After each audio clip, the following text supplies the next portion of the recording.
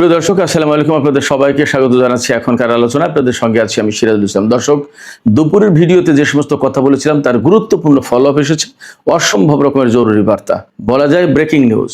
America মধ্যপ্রাচ্য থেকে তাদের সমস্ত নাগরিককে চলে যাওয়ার পরামর্শ দিয়েছে। তার মানে হচ্ছে অনেক বড় কিছু ঘটতে যাচ্ছে মধ্যপ্রাচ্যে। এছাড়া জর্দানের শত শত নাগরিক দেশটির সরকারকে একটা খোলা চিঠি দিয়েছে। সেই চিঠির পরে জর্দান সরকার মহা চ্যালেঞ্জের মুখে। শুধু তাই না, চ্যালেঞ্জের মুখে মার্কিন সেনারা। কি করবে জর্দান সরকার, কি করবে মার্কিন সরকার? এদিকে ইরানের খাতামুল আম্বিয়া হেডকোয়ার্টার্সের commander major general Ali Abdullahi কড়া সতর্কবার্তা বা কড়া হুঁশিয়ারি উচ্চারণ করে বলেছেন, যে সমস্ত দেশ আমেরিকাকে প্রোটেকশন দেবে, নিরাপত্তা দেবে, রক্ষা করবে অথবা আমেরিকাকে সমর্থন দেবে, তার প্রত্যেকটা দেশকে যুদ্ধের পরিণতি ভোগ করতে হবে। তার মানে কি, ইরান কি এই যুদ্ধ মধ্যপ্রাচ্যের বাইরেও ছড়িয়ে দেবে? ইউরোপের কোনো কোনো দেশ কিন্তু আমেরিকাকে সহযোগিতা করছে বা করতে যাচ্ছে। তাহলে এই যুদ্ধ আসলে কতদূর বিস্তৃত হবে? সুপ্রিয় দর্শক, এই তিনটি বিষয় নিয়েই মূলত এখন আমি আলোচনা করব। আশা করি আপনারা শেষ পর্যন্ত সঙ্গে থাকবেন, আলোচনা ভালো লাগবে। আর যদি আলোচনা ভালো লাগে তাহলে লাইক, কমেন্ট, শেয়ার করবেন এবং চ্যানেলটি সাবস্ক্রাইব করে সাথেই থাকবেন। দর্শক, চলুন বিস্তারিত আলোচনা যাই। সর্বপ্রথমে যে বিষয়টি নিয়ে কথা বলবো সেটি হচ্ছে, আজকে 1 আগস্ট শনিবার জর্দানের মার্কিন দূতাবাস প্রথম এই সতর্কবার্তা জারি করে যে মধ্যপ্রাচ্য থেকে মার্কিন নাগরিকদেরকে দ্রুত গতিতে চলে যাওয়ার পরামর্শ দেওয়া হচ্ছে। তারা যাতে চলে যায়, তার কারণ হচ্ছে মধ্যপ্রাচ্যে অনেক বেশি টেনশন বা উত্তেজনা বিরাজ করছে। এই উত্তেজনা বাড়ছে এবং এর পরিপ্রেক্ষিতে এমন ঘটনাও ঘটতে পারে যে বিমান চলাচল বন্ধ হয়ে যেতে পারে। সেক্ষেত্রে নাগরিকরা, অর্থাৎ মার্কিন নাগরিকরা মধ্যপ্রাচ্য থেকে চলে যাওয়ার জন্য ঝামেলায় পড়তে পারে, বিমান নাও পেতে পারে, আকাশপথ বন্ধ হয়ে যেতে পারে। শুধু তাই না, বাইরের বিভিন্ন অঞ্চল থেকে মার্কিন নাগরিকরা যাতে মধ্যপ্রাচ্য অঞ্চলে সফরে না আসে সেই সতর্কবার্তা বা সেই পরামর্শ দেওয়া হয়েছে মার্কিন দূতাবাসের পক্ষ থেকে। জর্দানের মার্কিন দূতাবাস থেকে এই বার্তা প্রথমে প্রকাশ করার পর ইসরায়েলে যে মার্কিন দূতাবাস আছে সেখান থেকে, তারপরে মিডল ইস্টের সব দেশ থেকে সব মার্কিন দূতাবাস এই একই বার্তা সার্কুলার করেছে, মধ্যপ্রাচ্য থেকে মার্কিন নাগরিকদের চলে যাওয়ার জন্য, সরে যাওয়ার জন্য পরামর্শ দেওয়া হচ্ছে। একটা কথা আমি বলি আপনাদেরকে, যেহেতু ডিপ্লোম্যাটিক ওয়ার্নিংস অর্থাৎ কূটনৈতিক সতর্কবার্তা, সেই কারণে কূটনৈতিক সতর্কবার্তায় এই কথা এইভাবে বলবে না যে এক্ষুনি চলে যান, যুদ্ধ লেগে যাচ্ছে, এমন করে বলবে না। কূটনৈতিক বার্তা তো একটু রয়ে শুয়ে কায়দা কানুন করে বলে যে মধ্যপ্রাচ্যে না থাকার পরামর্শ দেওয়া হচ্ছে, মধ্যপ্রাচ্য সফর এড়িয়ে চলার পরামর্শ দেওয়া হচ্ছে, মধ্যপ্রাচ্য থেকে দ্রুত গতিতে চলে যেতে পারলে ভালো হয়, এইরকম করে বলে। এর মানে হচ্ছে যে আমেরিকা এবং ইসরায়েল ইরানের সাথে যুদ্ধ করতে যাচ্ছে নতুন করে। এটা হলো প্রথম কথা। এই কথা আমি এত স্ট্রংলি কেন বলতে পারছি? এই কথা বলতে পারছি তার আগের বেশ কয়েকটা প্রেক্ষাপট আছে। সেই প্রেক্ষাপটগুলো কি? আমাদের বাংলাদেশটায় গতকাল রাতে মার্কিন প্রেসিডেন্ট ডোনাল্ড ট্রাম্প এবং তার মন্ত্রিসভার সদস্যরা ক্যাম্প ডেভিডে বৈঠক করেছিলেন। সেখানে একেবারে সরাসরি ইরান বিষয় নিয়ে আলোচনা হয়েছে এবং তারপরে মার্কিন সিবিএস নিউজ খবর দিয়েছে, আমি দুপুরে ভিডিওতে বলেছি, যে ইরানের উপরে হামলা চালাবে আমেরিকা এবং ইসরায়েল। সেই বিষয়টাই আলোচনা হয়েছে ক্যাম্প ডেভিডে। এখন কবে কখন সেই হামলাটা হবে সেটাই হলো একটা প্রশ্ন। সেই সিদ্ধান্ত ফাইনাল জানানো হয়নি, বাট সেই সিদ্ধান্ত নিশ্চয়ই হয়েছে। এবং আমেরিকা ও ইসরায়েল ইরানের কোথায় হামলা চালাবে? ইরানের বিভিন্ন জ্বালানি অবকাঠামোর উপরে হামলা চালাবে। ইরান বলেছে যে এর পাল্টা কড়া জবাব দেওয়া হবে। মধ্যপ্রাচ্যের বিভিন্ন দেশ, বিশেষ করে পারস্য উপসাগরীয় দেশ কুয়েত, বাহরাইন, কাতার, সংযুক্ত আরব আমিরাত, সৌদি আরব এবং ইসরায়েল, এই সমস্ত দেশের কোন কোন জ্বালানি স্থাপনায়, কোন কোন তেল ক্ষেত্রে, কোন কোন গ্যাস ক্ষেত্রে হামলা চালাবে তার পরিষ্কার লিস্ট দিয়েছে।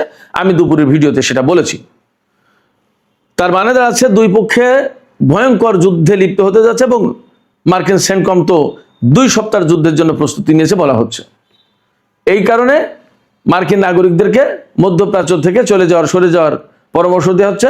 এই অঞ্চলে যাতে সফরে নতুন করে কেউ না আসে সেই কথা বলা হচ্ছে। এখন এর বাইরে আর একটা বিষয় থাকতে পারে। আমরা দেখতেই পাচ্ছি মধ্যপ্রাচ্যে মার্কিন ঘাঁটিগুলোর কি অবস্থা, মার্কিন সেনাদের কি অবস্থা। অনেক ঘাঁটি অনেক দেশ থেকে মার্কিন সেনাদেরকে সরিয়ে নেওয়া হয়েছে, বিমান থেকে শুরু করে তাদের ক্ষেপণাস্ত্র প্রতিরক্ষা ব্যবস্থা যা যা অবশিষ্ট ছিল অনেক কিছু সরিয়ে নেওয়া হয়েছে এবং পরিস্থিতি ভালো না, একের পর এক হামলার মুখে পড়ছে। সবচেয়ে বাস্তবতা হচ্ছে যে আমেরিকার যে হাইপারসনিক ক্ষেপণাস্ত্র এগুলো ঠেকানোর মতো তো কোনো যন্ত্র, কোনো প্রতিরক্ষা ব্যবস্থা আমেরিকা ইসরায়েলের কাছে নেই। সে কারণে এখন মার্কিন সামরিক বাহিনী রিয়েলি মধ্যপ্রাচ্যে বিপদে পড়েছে, একদম আমরা পরিষ্কার দেখতে পাচ্ছি। ইরাকের ইরবিল থেকে পেট্রিয়ট ক্ষেপণাস্ত্র প্রতিরক্ষা ব্যবস্থা সরিয়ে নেওয়া হয়েছে।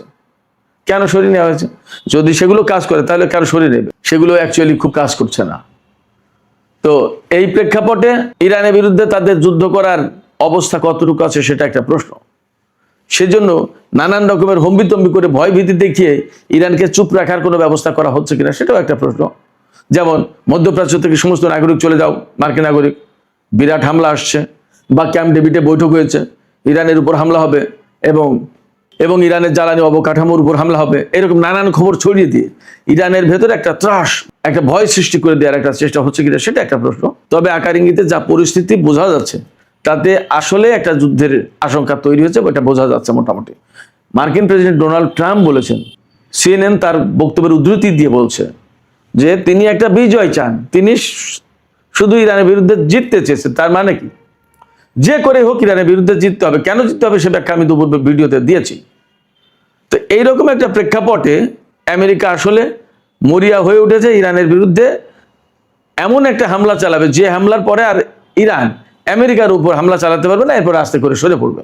মানে এই যুদ্ধ থেকে ধীরে ধীরে বেরিয়ে যাওয়ার একটা ব্যবস্থা করবে, কারণ এই যুদ্ধ আমেরিকার অর্থনীতিকে ধ্বংস করে দিচ্ছে, বিশ্বের অর্থনীতিকে মারাত্মক চাপে ফেলেছে। বিশেষ করে তেল এবং গ্যাসের দাম বেড়েছে এবং তেল গ্যাসের যে পরিস্থিতি হতে যাচ্ছে, এতদিন তো যা ছিল।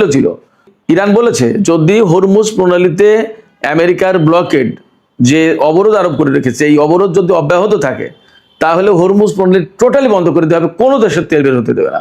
ইরান এই কথা বলেছে। শুধু তাই না, হরমুজ প্রণালী না, শুধু বাব আল মানদেব প্রণালীও একইভাবে বন্ধ করে দেবে। যখন তেল টোটালি বন্ধ হয়ে যাবে তখন যত যাই কিছু করুক না কেন, কঠিন হয়ে যাবে ইরানের বিরুদ্ধে লড়াই করে পরিস্থিতির উত্তরণ ঘটানো, পরিস্থিতির উন্নতি করা অসম্ভব হয়ে যাবে। কারণ তেল হচ্ছে লাইফ লাইন। আপনার বিশ্বের অর্থনীতি যদি না বাঁচে, কে কয়দিন যুদ্ধ করবে? এবং আমেরিকার কারণে এই ঘটনা ঘটেছে। আমেরিকা যদি ইরানের উপরে হামলা না চালাতো তাহলে তো এই যুদ্ধ শুরু হতো না। এই কথা তো আমেরিকাকে সবাই বলছে, কেউ প্রকাশ্যে কেউ অপ্রকাশ্যে।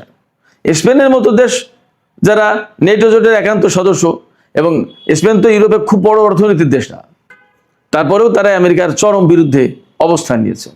এটা তো এমনি এমনি হয়নি। তারা দেখছে যে একটা ন্যায় অন্যায় বলে তো একটা কথা আছে, এবং এই যুদ্ধে ইউরোপের কোনো দেশ তো অ্যাকচুয়ালি সরাসরি কেউ আমেরিকাকে সহায়তা করছে না, নেটো জোট তো আসেইনি। তার মানে হচ্ছে কি এখানে ন্যায় অন্যায়ের একটা প্রশ্ন আছে। তো সেই ন্যায় অন্যায়ের প্রশ্ন যদি থেকেই থাকে তাহলে আমেরিকা কি করে চূড়ান্তভাবে ইরানের বিরুদ্ধে অবরোধ আরোপ করে বা যুদ্ধ করে জিতে যাবে? সেটা সম্ভব না। এবং যদি জিতে যেতে পারতো তাহলে এতদিন একটা ব্যবস্থা হতো। আমেরিকা এবং ইসরায়েলের মতো দেশ যারা বহু বছরের অস্ত্র ভান্ডার তাদের হাতে, সেই সমস্ত অস্ত্র নিয়েই তো ইরানের বিরুদ্ধে যুদ্ধ শুরু করেছিল, কিন্তু তারা তো পারেনি। পরমাণু অস্ত্র ব্যবহার করলে তৃতীয় বিশ্বযুদ্ধ বেঁধে যেতে পারে, তার আশঙ্কা যথেষ্ট। কারণ আমি সবসময় বলি, রাশিয়া এবং চীনের বিরাট বড় স্বার্থ রয়েছে এই মধ্যপ্রাচ্যে, এই ইরানে। ইরান না থাকলে, ইরানের এই সরকার না থাকলে চীন রাশিয়ার স্বার্থ রক্ষা করার মতো কোনো ব্যবস্থা থাকবে না। আমেরিকার কাছে মাথা কুর্নিশ করে, মাথা নত করে চীনকে মধ্যপ্রাচ্য থেকে তেল গ্যাস নিতে হবে। এটা চীন খুব ভালো করে বোঝে। অতএব চীন আমেরিকাকে যা খুশি তাই করতে দেবে না। সুপ্রিয় দর্শক, আমি আলোচনার শুরুতে বলেছিলাম জর্দানের শত শত মানুষ একটি চিঠি দিয়েছে দেশটির সরকারকে, রাজা আব্দুল্লাহকে, জর্দানের রাজা আব্দুল্লাহকে। কি বলেছে সেই চিঠিতে? বিরাট গুরুত্বপূর্ণ কথা। উন্মুক্ত চিঠি, খোলা চিঠি। এই চিঠিতে জর্দানের লোকজন যারা সই করেছেন তারা বলেছেন যে আমেরিকার সেনা আমাদের দেশে থাকার কারণে আমাদের কোনো লাভ হচ্ছে না, আমাদের জাতীয় স্বার্থের কোনো লাভ নেই। বরং মার্কিন সেনা আমাদের দেশে মোতায়েন থাকার কারণে আমাদের নিরাপত্তা, আমাদের জাতীয় স্বার্থ এবং আমাদের সার্বভৌমত্ব ক্ষুণ্ণ হওয়ার কাছাকাছি। ইরান প্রতিদিন ড্রোন হামলা চালাচ্ছে, ক্ষেপণাস্ত্র হামলা চালাচ্ছে, আমাদের দেশ প্রচণ্ড রকমের নিরাপত্তাহীনতায় পড়ে যাচ্ছে, মার্কিন সেনারা সেগুলো সামাল দিতে পারছে না। সেক্ষেত্রে মার্কিন সেনা আমাদের দেশে রেখে আমাদের লাভটা কি, এই কথা বলছে এবং চ্যালেঞ্জ করে দিয়েছে জর্দানের সরকারকে। এইরকম যুদ্ধের ভেতরে যখন শত শত মানুষ এই খোলা চিঠিতে সই করেছে এবং চ্যালেঞ্জ করে দিয়েছে, তখন এই বিষয়টাকে হালকা করে দেখার কোনো সুযোগ নেই। কারণ এমনি সাধারণ সময়ে একটা প্রতিবাদ আর যুদ্ধের ভেতরে প্রতিবাদ ভিন্ন কথা। এবং এখানে সবচেয়ে বড় একটা বিষয় যেটা, সেটা হচ্ছে জর্দানের জনগণের ভেতরে ইরান ফাটল ধরিয়ে দিতে সক্ষম হয়েছে। জর্দানের জনগণ কিন্তু এখন আর একমতে নেই, কেউ সরকারের পক্ষে, কেউ সরকারের বিপক্ষে।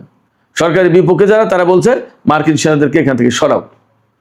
একই রকমের দাবি কিন্তু সৌদি আরব, কাতার, কুয়েত, বাহরাইন সব জায়গায় আছে। কোথাও কোথাও বিক্ষোভ মিছিল পর্যন্ত হচ্ছে। সব মিডিয়া সেন্সরশিপের কারণে সবকিছু আসছে না, সামাজিক মাধ্যমে কিছু কিছু আসছে। এখন জর্দানের নাগরিকদের এই যে চিঠি, এই চিঠিকে যদি সরকার গুরুত্ব না দেয় সেটা ভিন্ন কথা, কিন্তু দেশের জনগণের ভেতরে যে একটা বিভেদ সৃষ্টি করা গেছে, ফাটল ধরানো গেছে, এটা বাস্তব। এবং এই জায়গায় ইরান বড় রকমের সফল। জর্দান হচ্ছে একেবারে ইসরায়েলের সীমান্তবর্তী। জর্দান থেকে মার্কিন সামরিক ঘাঁটি সরে যাওয়া বা যদি সরিয়ে নিতে হয়, তারপরে কিন্তু ইসরায়েল চরমভাবে অরক্ষিত। গত 1.5-2 বছরে যে সংঘর্ষ চলছে ইরান, ইসরায়েল, আমেরিকা, ইসরায়েলের উপর যখনই ইরান হামলা চালাতে গেছে এই সংঘর্ষের ভেতরে, তখনই সবচেয়ে বেশি ক্ষেপণাস্ত্র এবং ড্রোন ইন্টারসেপ্ট করার চেষ্টা করা হয়েছে জর্দান থেকে। জর্দানের নাগরিকরা বলছেন, এই চিঠিতে বলেছেন যে জর্দানে যে সমস্ত মার্কিন সামরিক বাহিনী আছে, তারা তো আমাদের দেশের নিরাপত্তা রক্ষা করছে না, এরা তো নিরাপত্তা রক্ষা করছে ঘুরে ঘুরে যেভাবে হোক ইসরায়েলকে রক্ষার চেষ্টা করা হচ্ছে। তা আমরা আমাদের দেশে মার্কিন সামরিক বাহিনীকে রেখে আমাদের দেশকে ক্ষতিগ্রস্ত করে কেন ইসরায়েলকে রক্ষা করার ব্যবস্থা করব, কেন রক্ষা করব? একটা দেশের সমস্ত মানুষ তো আর অন্ধ হয়ে যায় না, কিছু মানুষের জ্ঞান বুদ্ধি বিবেক থাকে জাগ্রত। এই যে চিঠিগুলো তারা দিয়েছে, তারা কিন্তু সবাই যে ফিলিস্তিন থেকে আসা উদ্বাস্তু মানুষ তারা না। ফিলিস্তিনি জনগণ আছে, অরিজিনাল জর্দানের অধিবাসী যারা, তারাও দিয়েছে। সেক্ষেত্রে এই চিঠি অত্যন্ত তাৎপর্যপূর্ণ এবং গুরুত্বপূর্ণ। মধ্যপ্রাচ্যের জন্য বার্তাটা মোটেই ভালো না। মোটেই ভালো না বলতে জর্দানের রাজার জন্য ভালো না। এইরকমভাবে কোন কোন সময় যে কোন কোন দেশে আরো চিঠি আসে এবং কোন কোন দেশের মানুষ বিস্ফোরিত হয়, বিক্ষুব্ধ হয়ে মিছিল শুরু করে দেয় এবং কি হয় আসলে বোঝা যাচ্ছে না। মধ্যপ্রাচ্যের পরিস্থিতি কিন্তু খুবই টালমাটাল। অনেক আলোচনাও আছে এরকম যে মধ্যপ্রাচ্যের যে সমস্ত রাজতান্ত্রিক শাসন ব্যবস্থা, সেই সমস্ত জায়গায় কোনো বিক্ষোভ টিক্ষোভ শুরু হয়ে যায় কিনা, এই শাসকদের বিরুদ্ধে জনগণ ক্ষেপে ওঠে কিনা, এরকম নানা আলোচনা আছে। জানি না কখন কি হবে, বাট এই ধরনের আলোচনা আছে। তবে চূড়ান্তভাবে বাস্তবতা হচ্ছে যে ইরানের সাথে আমেরিকা এবং ইসরায়েল যুদ্ধ করতে এসে মধ্যপ্রাচ্যে আসলে তাদের অবস্থান মারাত্মকভাবে ক্ষুণ্ণ করেছে, ঝুঁকির মুখে ফেলেছে। এবং ইসরায়েল সবচেয়ে ভয় পাচ্ছে এটা, যে আমেরিকা যদি এই মধ্যপ্রাচ্যে টিকতে না পারে, তাহলে তার অস্তিত্ব থাকবে না। সে কিন্তু খুবই নড়বড়ে অবস্থায় পড়ে যাবে, ঝুঁকির মুখে পড়বে। এই জন্য বারবার চেষ্টা করছে নেতানিয়াহু আমেরিকাকে দিয়ে যুদ্ধ করে ইরানের অস্তিত্ব নষ্ট করে দিয়ে ইরানের এই সরকারের পরিবর্তন আনা, ইরানের সামরিক বাহিনীকে ধ্বংস করে দেওয়ার চেষ্টা করা। যদিও সেটা এখন পর্যন্ত সফলতার মুখ দেখেনি এবং আদৌ সেটা সফল হবে কিনা সেটা একটা বড় প্রশ্ন। এই যে ইসরায়েল এবং আমেরিকা ইরানের সাথে যুদ্ধ করতে আসলে, এতে প্রকৃতপক্ষে তারা ক্ষতিগ্রস্ত হয়েছে। কিরকম? ধরুন যুদ্ধের আগে হরমুজ প্রণালী খোলা ছিল, যুদ্ধ শুরু করলে হরমুজ প্রণালী গেল বন্ধ হয়ে। যুদ্ধের আগে মার্কিন সমস্ত ঘাঁটি সব ইনট্যাক্ট ছিল, সব অক্ষত ছিল, ভালো ছিল, তারা খুব আরামে খাচ্ছিল, ঘুমাচ্ছিল, ফুর্তি মারছিল। কিন্তু যুদ্ধ শুরু পরে সেই ঘাঁটিগুলো সব এখন অস্তিত্বহীন হয়ে পড়েছে। মার্কিন সামরিক বাহিনী প্রচণ্ডভাবে অনিরাপদ। বিভিন্ন দেশ থেকে মার্কিন সেনাদেরকে সরিয়ে নেওয়া হয়েছে। বহু সংখ্যক বিমান, সামরিক সরঞ্জাম, অস্ত্রপাতি ধ্বংস হয়েছে, যেগুলোকে এতদিন আমেরিকার গর্বের ধন, গর্বের বস্তু বলে মনে করা হতো। আমেরিকার প্রভাব প্রতিপত্তি, শৌর্য বীর্যকে উচ্চে তুলে ধরতো। সেই জিনিসগুলো ধ্বংসের কারণে ইরানের হাতে এখন আমেরিকার হেড ডাউন হয়ে যাচ্ছে, মাথা নত হয়ে যাচ্ছে, নিচু হয়ে যাচ্ছে। সেক্ষেত্রে আমি বলি, বারবার সবসময় বলি যে আমেরিকা এবং ইসরায়েল ইরানের বিরুদ্ধে যুদ্ধ করতে এসে তারা নিজেরাই মারাত্মকভাবে ক্ষতিগ্রস্ত হয়েছে এবং এই ক্ষতি কখনো আর পুষিয়ে নিতে পারবে না। মধ্যপ্রাচ্যের অনেক দেশ হয়তো এখনো আমেরিকাকে সমর্থন করছে নানান প্রেক্ষাপটে, নানান কারণে। ভেতরে ভেতরে কিন্তু আমার কাছে মনে হচ্ছে তারা ইরানকে সহযোগিতা করছে, যে কথা হয়তো আমরা বাইরে থেকে বুঝতে পারছি না বা দেখতে পারছি না। যেভাবে ইরান ইরাক, কুয়েত, সৌদি আরব, বাহরাইন, কাতার, সংযুক্ত আরব আমিরাত, ওমান, জর্ডান, এই সমস্ত দেশে হামলা চালিয়েছে যে অ্যাকুরেটলি, এটা মানে বিরাট ব্যাপার, কল্পনাতীত ব্যাপার। এমনকি ইসরায়েলের ভেতরে, এবং ইসরায়েলের ভেতরে অনেক গোয়েন্দাকে বা গুপ্তচরকে, এজেন্টকে, ইরানের এজেন্টকে ধরা হচ্ছে যে তারা ইরানকে বিভিন্ন সময় বিভিন্ন তথ্য দিয়ে, ছবি দিয়ে সাহায্য করেছে এবং তার বিনিময়ে টাকা নিয়েছে, ধরা হচ্ছে, মামলা, জেল এগুলো দেওয়া হচ্ছে। ফলে এই যে মুসলিম কান্ট্রিগুলো, এই মুসলিম কান্ট্রি থেকে কেউ কি ইরানের পক্ষে কথা বলেনি, কাজ করেনি? অবশ্যই করেছে, এবং এমনটা হওয়ার যথেষ্ট সম্ভাবনা আছে। এবং যার প্রমাণ এই যে জর্ডানের চিঠি, এবং ইরান বলেছে তো যে জর্ডানের বহু সরকারি এবং বেসরকারি পর্যায়ের লোকজন তথ্য দিয়ে সাহায্য করেছে, গোয়েন্দা তথ্য দিয়েছে যে এখানে এখানে এখানে এখানে আমেরিকার সেনা ঘাঁটি অমুক তমুক এই সমস্ত আছে। ইরান সেইগুলো ধরে ধরে হামলা চালিয়েছে। ফলে মধ্যপ্রাচ্যে মার্কিন ঘাঁটিগুলো রিয়েলি খুবই ঝুঁকির মুখে পড়েছে, নিরাপত্তাহীনতার মুখে পড়েছে, এতে কোনো সন্দেহ নেই। এখানে প্রশ্ন আসতে পারে যে জর্ডান এত কিছুর পরে কেন সমর্থন দেয় আমেরিকাকে? এখানে একটা সুবিধা আছে। জর্ডানকে খেয়াল করুন, 1951 সাল থেকে 2025 সাল পর্যন্ত, তার মানে 75 বছর ধরে আমেরিকা জর্ডানকে $33.8 বিলিয়ন দিয়েছে সাহায্য। 75 বছরে $34 বিলিয়ন সাহায্য দিয়েছে। 75 বছরে, বছরে $1 বিলিয়ন না। এইটুকু খাওয়ার জন্য জর্ডান আমেরিকার এইভাবে ঘাঁটি একেবারে অনুগত হয়ে কাজ করে। এই সমস্ত নিয়ে মধ্যপ্রাচ্য, বিশেষ করে জর্ডানের লোকজনের ভেতরেই ভীষণ রকমের অসন্তোষ বিরাজ করছে। তারা এগুলো পছন্দ করে না। তো জর্ডান আমেরিকার কাছ থেকে টাকা পায়, টাকা দিয়ে তাদের কিনে নিয়ে এই কাজ করছে, কিন্তু টাকার পরিমাণও যে খুব বেশি তা তো না। অথচ এই যুদ্ধের কারণে জর্ডান কিভাবে ক্ষতিগ্রস্ত হয়েছে সেটা একটা পরিসংখ্যান দিয়ে দেখেন। জর্ডানের যে অর্থনীতি তার 18%, 18% হচ্ছে পর্যটন খাতের। আপনারা জানেন জর্ডান, মিশর, ইসরায়েল, এই যে ফিলিস্তিন, এগুলো সিরিয়া, এগুলো বিরাট ঐতিহাসিক জায়গা। ইউরোপ আমেরিকার প্রচুর মানুষ এগুলো দেখতে আসেন। বহু নবী রাসূলের জায়গা, এগুলো স্মৃতি বিজড়িত জায়গা, দেখতে আসে মানুষ। আমরা বাংলাদেশের মানুষ টাকা পয়সা নেই, খুব একটা ভ্রমণ পিপাসুরা যায় না, কিন্তু আমেরিকা, ইউরোপের প্রচুর মানুষ আসে। তো এই যে পর্যটন শিল্প, পর্যটন শিল্পের ইনকাম 12% কমে গেছে এই গত 6 মাসে।